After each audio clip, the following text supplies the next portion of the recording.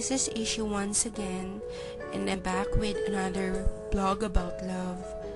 This time, pag-usapan naman natin ng mga two-timer.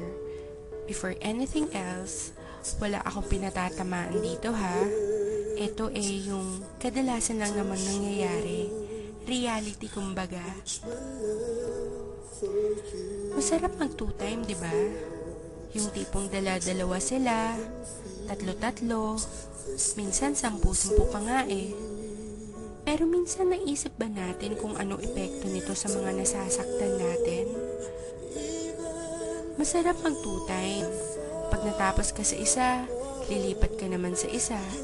Tapos sa iba naman hanggang sa magsawa ka. Tapos iiwan mo lang. Kasi may nakita kang mas gwapo o mas maganda sa kanya. Minsan pag nag-away kayo ng number 1 mo, damay-damay pati yung second, third, and so forth. Kawawa naman sila, no? Samantalang wala naman silang ginagawa sa'yo kung di ang intindihin ka at mahalin lang. Bakit nga kaya masarap mag two-time? Kasi hindi ka marunong makontento sa kung anong meron ng girlfriend or boyfriend mo? Kasi meron mas better sa present mo? O baka naman kasi selfish ka, ayaw mong i-let go yung present mo if it's for your own sake kahit nasasaktan mo na siya. Kasi Kasi sarili mo lang iniisip mo. Paano kung gawin sa'yo yun? Sa tingin mo makakaya mo? Sa tingin mo okay lang sa'yo? Di ba masakit din? Tsaka, saka mo malalaman na mahal mo pala talaga siya pag may mahal na siyang iba. Pag hindi na ikaw ang mahal niya. Guys, masarap pagmahal at mahalin. Sana lang, marunong tayong makontento sa ibinigay sa atin.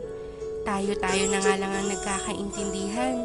Tapos tayo-tayo pa ang nagtataluhan. Guys, wake up. Mahalin yung mga girlfriends, boyfriends nyo. Be loyal.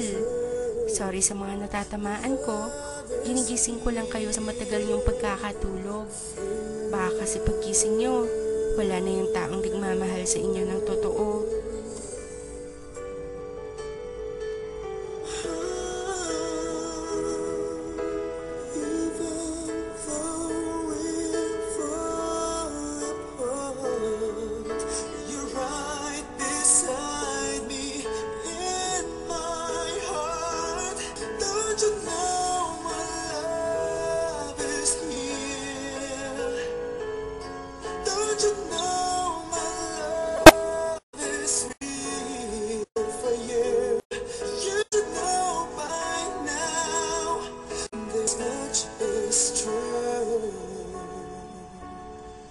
My love is here for you.